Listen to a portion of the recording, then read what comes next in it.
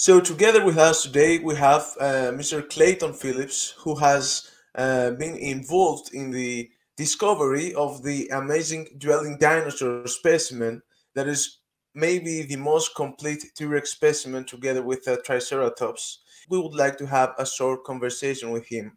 So first, Mr. Phillips, tell us about yourself. What do you do for a living, and where do you live? I live in the United States in Montana, out west, and I grew up on a ranch here. And after high school, I started working on ranches as a cowboy. And one time, I was out gathering some cows, and the guy drove into the place, and he asked if he could look for dinosaurs. So he asked the landowner that I was working for, the guy I was working for, if he could look around for dinosaurs, and the guy said, "Sure." Well, it kind of piqued my interest, and I really hadn't had dinosaurs on my radar before that time. I was probably close to 20 years old. And anyway, he went out and started hiking around and came back, and he had a piece of a Triceratops fossil. And he showed it to me, and I just got really interested and started looking every chance I had. Then I started looking for dinosaurs. Oh, it sounds really interesting. And so you started searching for fossils when you were on my age. So you have been searching for fossils for how many years till Probably around now? 25. Okay, pretty nice. So I wanted to ask you if you found only dinosaurs at first. Mostly, yes. That's what I focused on. The place I live is surrounded by the Hell Creek Formation.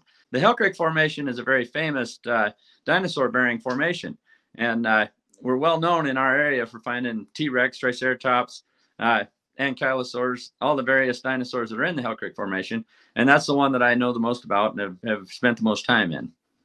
If you were asked, what are the top 5 fossils that you have found in your life, probably except for the dwelling dinosaurs that you recently found, what are the other top 5 fossils that you have found? Well, I don't know if you can see that little skull behind me up there on the gun safe, but it's a Stygimoloch skull. And that one kind of got me started. I found that one just shortly after I started looking for dinosaurs.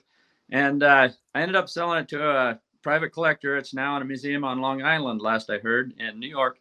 But anyway, that one gave me about a year's wages for my part of what I got out of the discovery after we took it to auction and had the fees and the landowner fees and everything that was involved. The landowners got a good share of that fossil. And when I found it. And so I told my wife I'm going to quit my job as a cowboy and start looking for dinosaurs. And I think she thought I was crazy, as did most of my neighbors. But for the last 20 years, I've managed to make a living hunting dinosaurs and running my small cattle ranch here in Montana. Oh, that sounds really amazing. So that was the first one. Since then, I've been fortunate. I discovered about an 18-foot long hadrosaur with skin. It was articulated. No skull, sadly, no skull, but the rest of the skeleton is fairly well preserved. There weren't much for arms, but the body and the tail and the hind legs and the pelvis, all that stuff was there. Rib cage. Pretty cool one. Took it out in one big block and as I prepared it, I found some skin on it, which was pretty cool. I also found about 10% of a Tyrannosaurus Rex skeleton one time. I found about another one. I'm sorry. So another one, another T-Rex again before. True. Yeah. And another one, I guess I found about 70% of a Triceratops skull one time. That one was actually on I don't know if you are familiar with Dino Hunters, the Discovery show, but I was on that show for a while, and the Triceratops skull was I actually found it on that show, which is kind of cool. Oh yeah, I've watched it. I forgot that you were involved there. I have seen you again. Wow. We will add that. We will add part of an episode in this video. Sure. But anyway, I recently found a new site that I'm working on now, and it'll be a multiple year site. It's an old ancient riverbed from when the dinosaurs were here, and I found almost every species known in the Hell Creek has been found in this river channel so far. We're amassing a large collection of just random bones. It's mostly just stuff that's washed into this one pocket in the river. But so far, I actually have found about 30 bones. This will be the second T-Rex I've discovered. there's about 30 bones so far represented, I think. We're still prepping the material and going through it and seeing what we do have. But that site's really exciting to me. I can't wait to see what all we pull out of the ground at that site. It's just been phenomenal. Yeah, it seems that every site that contains a riverbed was once a riverbed, and it contains fluvial sediments and lacustrine sediments, is the treasure trove for fossils, and it really sounds very interesting. I would like to ask you what followed after you found the dwelling dinosaur specimen, if you found that yourself only or with some of your friends, and what followed with that discovery? Did you know from the first moment that you dug part of this that it was so incredible and rare specimen? Well, the day we found it, my friend Mark Eatman actually was hiking with me, and my cousin Chad O'Connor. It was the first day he'd ever went fossil hunting with us. He now has he had cerebral palsy then, but he now is wheelchair bound, so he can't fossil hunt with me anymore. But it was a very great discovery for him. Changed his life in a lot of good ways. But my friend Mark, when he found the site, he found a pelvis of a plant eater weathering out of the hill. And that day we kind of parted ways that evening, and we're like, maybe someday we'll dig on it. It's down in the bottom of a canyon. It's just a pelvis. But the one thing that caught my interest was the pelvis had the femur articulated into it. We could see the head of the femur was articulated into the pelvis. So I thought, well, there's a good chance there's at least half this dinosaur still there, whether it's a tail or the front end. We weren't sure based on how it was laying on the ground. We didn't expose much that day. So we started about 2 weeks or 3 weeks went by. I had to get my hay put up for the year on my little ranch so I could feed my cows in the winter. That took about a month. Got that done, and we went back to the site with the landowners and started brushing some dirt away and doing a little bit of initial excavation that day. And we realized that, yeah, there was a row of vertebrae so going into the hill alongside the pelvis. So, all right, we better dig this. About 2 weeks into the discovery, I actually had the ceratopsian, the plant eater, completely exposed, and it's very, very, very complete. Which is just unheard of in the Hell Creek Formation to find articulation like that, and especially on a Triceratops or a ceratopsian. That was what I was going to ask, if it's normal to find articulated skeletons, because I think that it's lacustrine deposition mostly, and animals are, how to say, dispersed in a way. Their bones are dispersed more, so it's even more rare to find articulated specimens. Oh, it definitely is, yeah. A lot of things have happened since the dinosaurs died. You know, scavengers, predators chewed them up. Lots of things can happen to a skeleton after an animal dies, and it's very rare for it to even become a fossil. So something buried a lot of dinosaurs quickly for me to find the amount of fossils we find here in the Hell Creek Formation. You know, a global flood is not unheard of in my mind. Whatever killed these dinosaurs, I don't know. I wasn't there, neither was anyone else to witness it.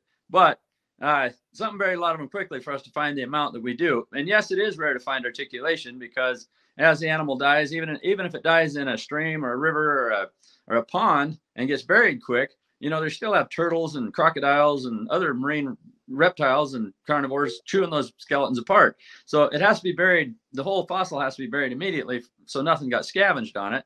And yeah, these two dinosaurs were basically very close to 100% complete as we found them, and they weren't friends. About 2 weeks into the discovery, I realized that there was a Nanotyrannus alongside this ceratopsian. And of course, Nanotyrannus is a hotly debated species. Some folks say it's a big T-Rex, but I've always been on the camp that it's a Nanotyrannus, and I do believe that it will be vindicated as a valid species as the dueling dinosaurs are studied more thoroughly. They are the best. The dueling dinosaur specimen is the best specimen in the world to make that scientific observations on, and in that debate, I do believe that it's its own species. Okay, yeah, I have heard this opinion before about Nanotyrannus and the T-Rex. I think that most colleagues don't agree, but this may be due to the lack of good specimens. So, as you say, this nearly complete specimen may shed more light on this debate and this subject. So, I would like then to ask you, after you found this, and you, of course, became really happy, really excited. This is the maybe once in a lifetime find you had. How did you feel about it, and what followed regarding the institution and the scientific community approach to you? Well, it was tough. You know, when we realized what we had a carnivore and a herbivore locked together. You know, buried in the same probably exact moment in time, and they probably killed each other. They obviously weren't friends. It was hard to get the word out there. Nobody really would believe us. You know, I was just a cowboy finding dinosaurs, and so it was tough. I did have a few friends in the paleontology community that I reached out to and told them about it, and of course they were all in awe of what we'd found, and they believed me, of course. There were paleontologists that denied that it existed for a while, until we finally got enough word out there that can no longer be denied and pushed under the table. And then there was also a 7-year lawsuit involved regarding ownership of that fossil. And so I always hoped that the dueling dinosaurs would bridge the gap between commercial people like me that find dinosaurs and make a living doing it, and save them from the second extinction so other people can enjoy them and study them and argue over them or what. I don't like to argue. I like to get along with people, and I like to find dinosaurs.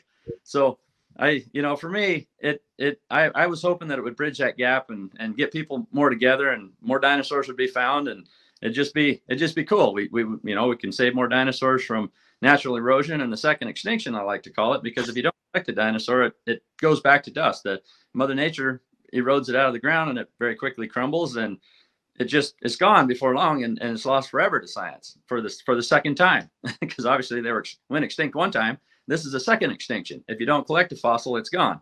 It's gone. Yeah, there's no second chance for that again. Yeah. Absolutely. And I would still say, in a good part of the world, more dinosaurs are lost every year than are discovered. The world is a big place, and most of these fossils are found in remote areas that very few people ever even get to. And so if they're not collected, they're gone. So yeah, I guess, and of course the lawsuit actually, in a funny way, in the end, did bring the academic community and our commercial fossil hunters together, because a mineral holder on the land that we found the dueling dinosaurs on tried to claim the dueling dinosaurs as a mineral, which would have changed everything that we'd ever done in paleontology for the last 100 years. You know, it's always been a surface right and recognized as such since like 1918 in the Earl Douglas decision on Dinosaur National Monument in Utah. And so anyway, in the end, our decision, we won the first round.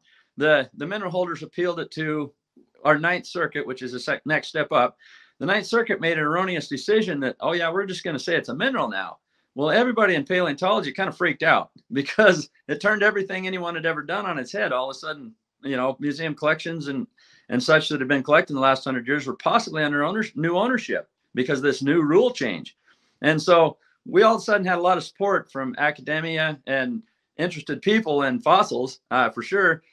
They wrote letters, and we got organizations behind us, and we actually were able to get a second opinion on that. And at any rate, they kicked it back to the Montana Supreme Court. The Ninth Circuit, I think, kind of realized, well, maybe we made a mistake based on all this support they have now. And so they kicked it back to Montana. And in the meantime, it was a legislature year in Montana, and we had passed a law. We'd got a law passed in Montana making it a surface right, which passed the House and the Senate unanimously, and the governor signed into law. So when they kicked it back to Montana, but then we had a new law on the books in Montana that settled the debate. And so the lawsuit was essentially over, and we were the winners, and which, everybody was thankful for, because it just would have been a mess had it been reversed and all of a sudden it's a mineral.